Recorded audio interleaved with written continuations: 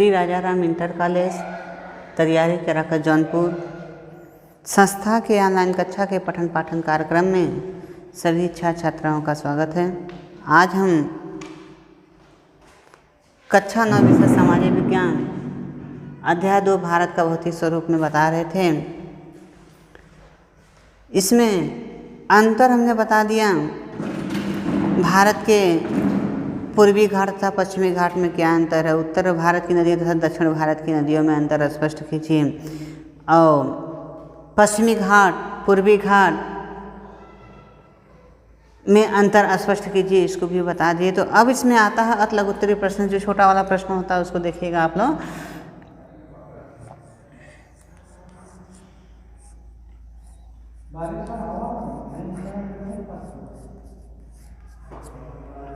अत लघु उत्तरीय प्रश्न है।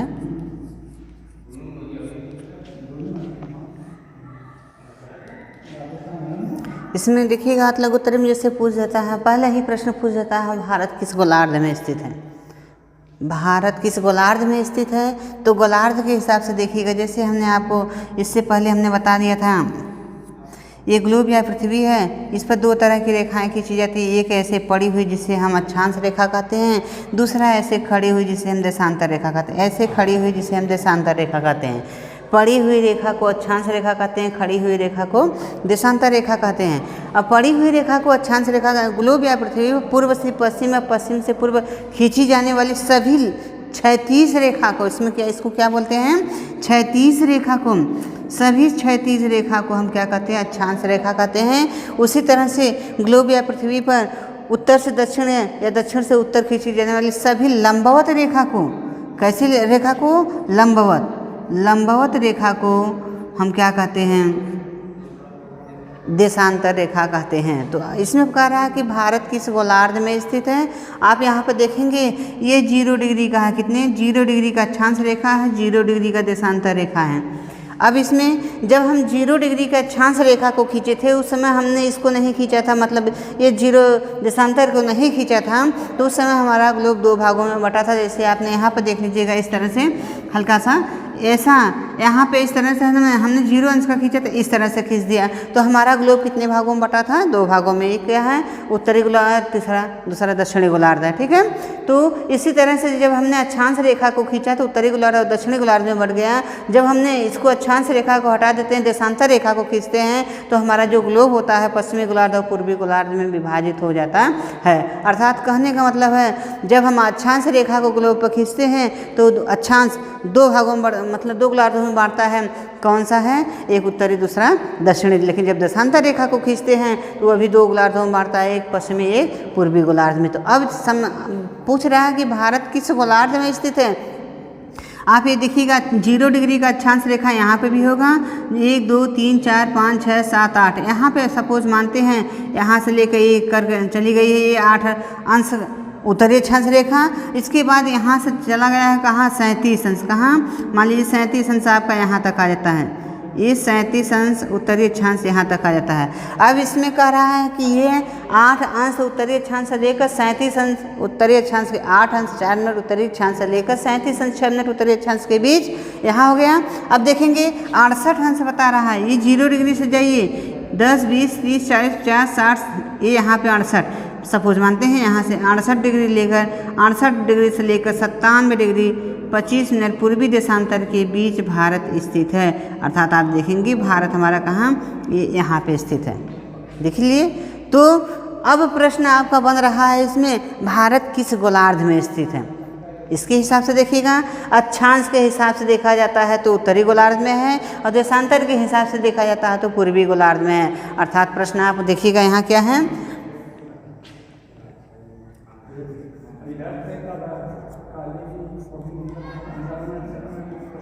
भारत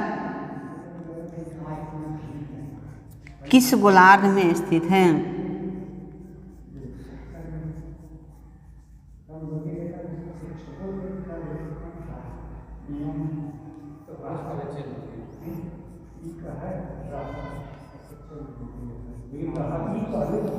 किस गोलार्ध में स्थित है, इसको देख लीजिएगा। हमने बताया अक्षांश के हिसाब से उत्तरी गोलार्ध में, देशांतर के हिसाब से पूर्वी गोलार्ध में अर्थात देखा जाता है। एक तरह से लोग हमेशा बताते हैं उत्तरी गोलार्ध में, किसमें, उत्तरी गोलार्ध में, लेकिन सच्चाई क्या है उसमें आप देखिएगा, उत्तर है इसका भारत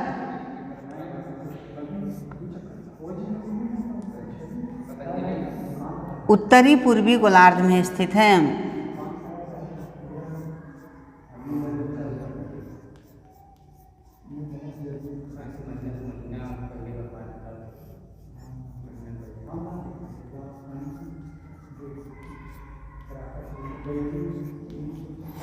उत्तरी पूर्वी आप देख लीजिएगा कहाँ, हमने बताया अक्षांश के हिसाब से उत्तरी में है, तो देशांतर के हिसाब से पूर्वी अर्थात उत्तरी और पूर्वी गोलार्ध में स्थित है। अब अलग अलग प्रश्न, चूंकि अब छोटा वाला प्रश्न इसमें पूछ देता है, भारत का सिर्फ पूछेगा, अक्षांशीय देशांतरी नहीं पूछेगा, अलग अलग पूछता है। भारत का अक्षांशीय विस्तार क्या है, यहाँ पर देखिएगा भारत का अक्षांशीय विस्तार क्या है, उसी में से आप देख कर प्रश्न को कर सकते हैं।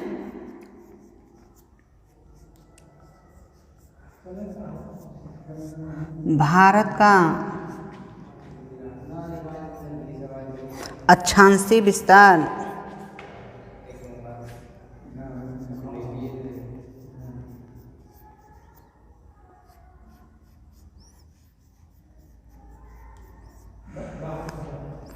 कितना है,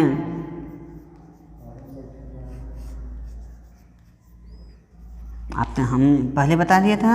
यहाँ पे देखिएगा 8 अंश 4 मिनट उत्तरी अक्षांश से, ये 8 अंश 4 मिनट उत्तरी अक्षांश से लेकर यहाँ पर हमने लिखा था कितना, 37 अंश 6 मिनट उत्तरी अक्षांश के बीच। ये अक्षांश पूछा क्या, अक्षांशीय विस्तार कितना है, उत्तर लिखेंगे आप भारत का अक्षांशीय विस्तार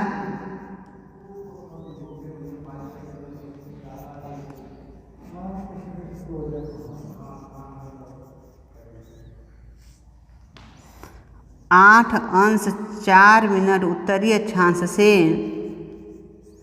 37 अंश 6 मिनट उत्तरी अक्षांश के बीच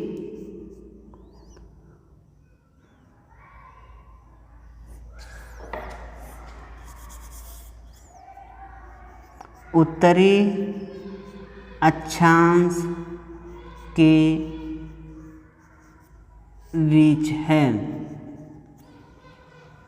कितना, 8 अंश 4 मिनट से लेकर 37 अंश 6 मिनट, 8 अंश 4 मिनट उत्तरी अक्षांश से लेकर 37 अंश 6 मिनट उत्तरी अक्षांश के बीच भारत की स्थिति है। ठीक है, ये अक्षांशीय विस्तार है।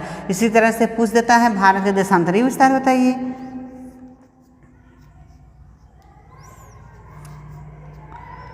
भारत का देशांतरी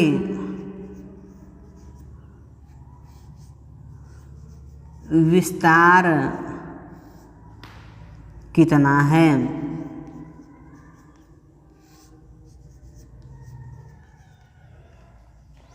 उत्तर होगा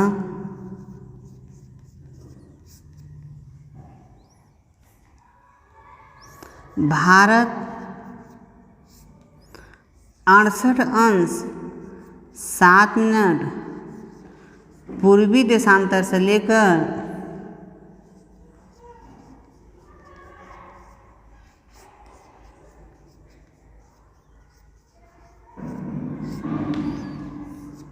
97 अंश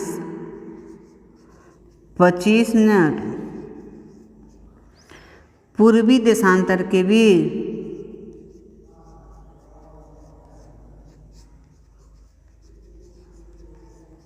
बीच स्थित है। कहाँ है, 68 अंश 7 मिनट से लेकर पूर्वी देशांतर से लेकर 97 अंश 25 मिनट पूर्वी देशांतर के बीच स्थित है। अर्थात यहाँ पर देखेंगे बेटा कितना है, 68 अंश 7 मिनट पूर्वी देशांतर से लेकर यहाँ पर देखेंगे अब कितना, 97 अंश 25 मिनट पूर्वी देशांतर के बीच भारत स्थित है। अर्थात इसका देशांतरीय विस्तार इतना हो गया। ठीक है, अब इसी में आपको पूछ देता है कि भारत में स्थित हिमालय की सबसे ऊंची चोटी का नाम, किसका? चोटी का नाम पूछ रहा है। तो भारत में स्थित हिमालय की सबसे ऊंची चोटी,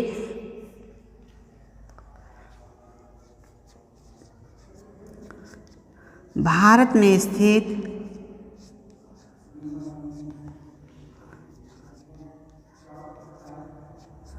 हिमालय की सबसे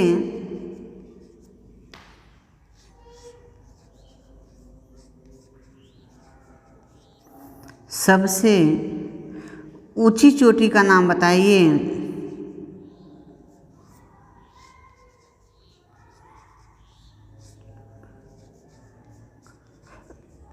नाम ऊंचाई सहित बताइए, सहित बताइए। कैसे बताना है? ऊंचाई सहित बताना है कि यदि हिमालय की सबसे ऊंची चोटी है तो वह उसकी ऊंचाई कितनी है। ऊंची चोटी है तो कितनी ऊंचाई है। तो आप देखेंगे हमने बता दिया कि भारत का नहीं बल्कि विश्व का सबसे ऊंचा जो है वो कौन सी चोटी है? माउंट एवरेस्ट, जो कि अपना नेपाल में है। कहाँ है? नेपाल में ही देखा जाता है, तिब्बत के ऊपर ऐसे यहाँ से देखकर माउंट एवरेस्ट है, जिसकी ऊंचाई 8,848 मिनट है 48 मीटर है। कितना? 48 मीटर है। और इसी तरह पूछ रहा है कि यदि भारत की सबसे ऊंची चोटी कौन सी है, तो विश्व की सबसे ऊंची चोटी थी, लेकिन पूछ रहा है भारत की सबसे ऊंची चोटी कौन सी है। तो भारत की सबसे ऊंची चोटी का नाम क्या है बेटा? K2, गाडविन Austin. क्या नाम है? K2, जिसका नाम क्या है? गाडविन ऑस्टिन। तो लिखेंगे यहाँ पे भारत में स्थित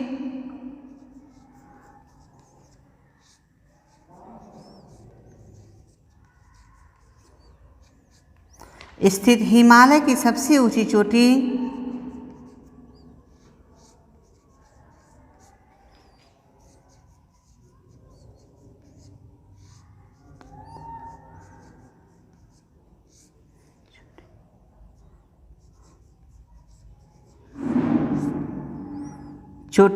गाडविन ऑस्टिन है।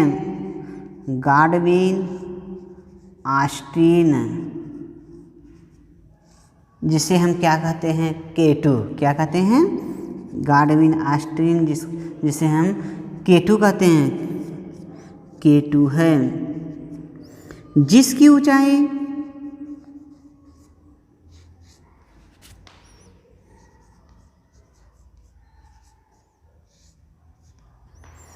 8,611 मीटर है। कितना है? 8,611 मीटर है।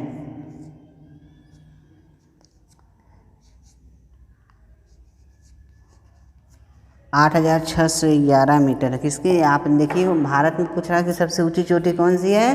तो भारत में सबसे ऊंची चोटी का नाम क्या है? K2, जिसे गाडविन ऑस्टिन कहते हैं। इसकी ऊंचाई कितना? 8,611 मीटर है। ठीक है। आप यहीं पे देखेंगे, जो यहीं पे चीज़ है, यहीं पे हमने बताया था क्या? दर्रा का नाम हमने बताया था। यहाँ पे दर्रा है, एक यहाँ पे दर्रा है। तो ये भी पूछ सकता है कि भारत हिमालय में स्थित 2 दर्रों के नाम लिखिए। क्या? हिमालय की 2 दर्रों के नाम लिखिए। ये भी प्रश्न पूछ सकता है।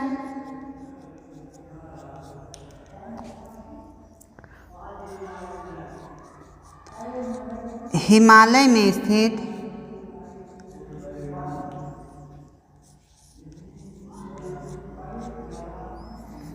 2 दर्रों के नाम बताइए।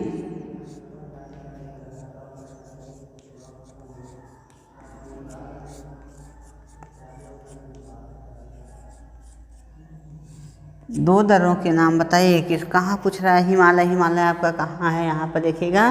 तब महान हिमालय में देखेंगे, महान हिमालय में, मध्य हिमालय में 2 बता रहा है। तो महान हिमालय में आपका कौन सा है? कराकोरम दर्रा। यहाँ पे आप देखेंगे कौन सा है बेटा? कराकोरम दर्रा। कराकोरम दर्रा है। और यहाँ पे देखेंगे सिप किला, ये सिप किला दर्रा है। तो यहाँ पर आप लिख सकते हैं हिमालय में स्थित 2 दर्रों के नाम।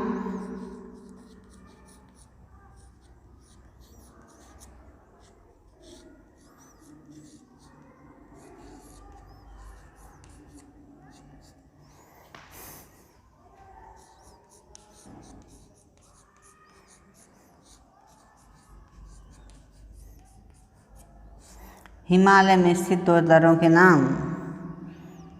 नंबर 1 है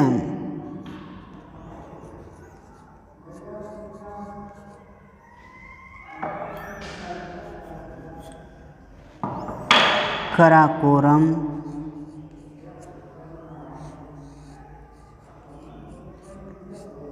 दर्रा दूसरा है सीप किला दर्रा, सीप किला दर्रा। हाँ देख लीजिए कहाँ है ये देखिएगा बेटा, कराकोरा दर्रा आपका यहाँ पे है, जो कि यहाँ पे है, और सीप किला दर्रा आपका यहाँ पे है। ठीक है, इस तरह से ये भी प्रश्न आपको पूछ सकता है।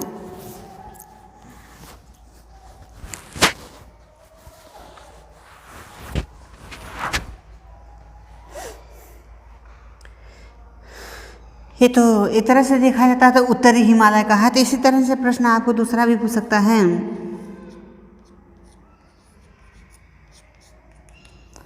पूर्वी हिमालय की 2 दर्रों के नाम बताइए। किस हिमालय की? पूर्वी हिमालय की।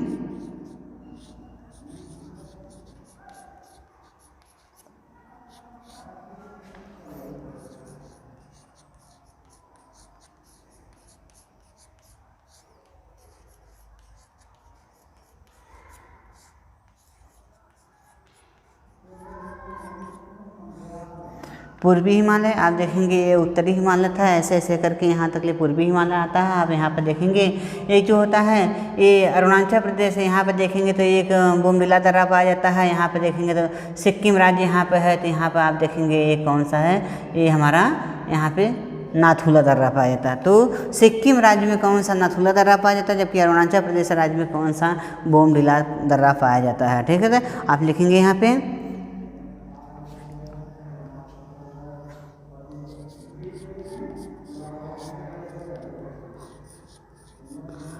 पूर्वी हिमालय के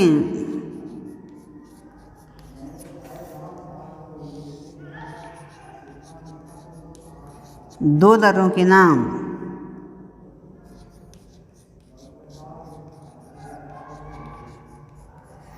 पूर्वी हिमालय के 2 दर्रों के नाम। नंबर 1 क्या है? नाथुला,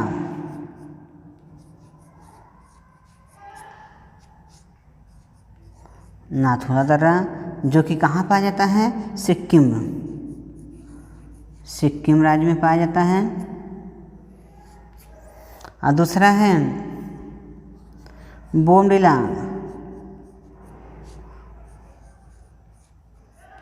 बोमडिला दर्रा, जो कि अरुणाचल प्रदेश में पाया जाता है।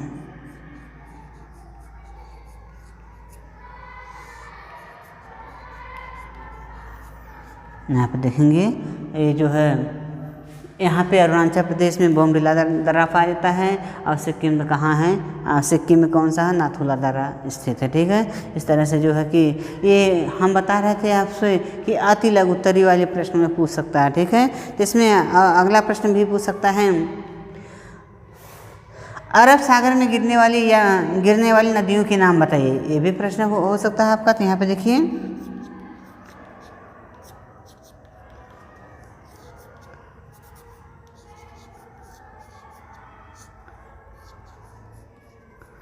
सागर में गिरने वाली नदियों के नाम बताइए।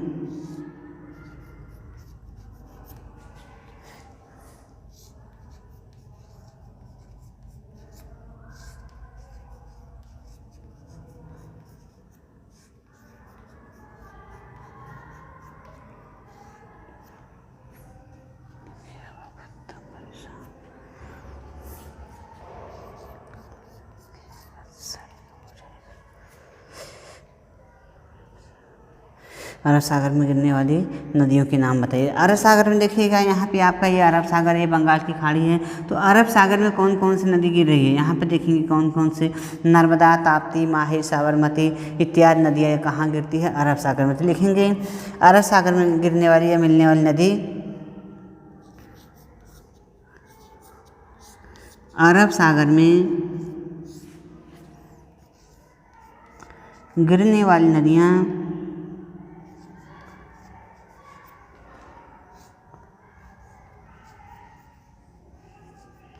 नदियाँ नर्मदा, ताप्ती, साबरमती,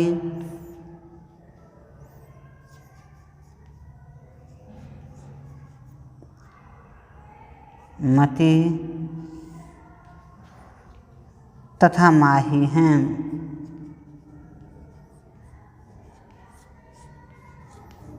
गिरने वाली नदियाँ कौन कौन से?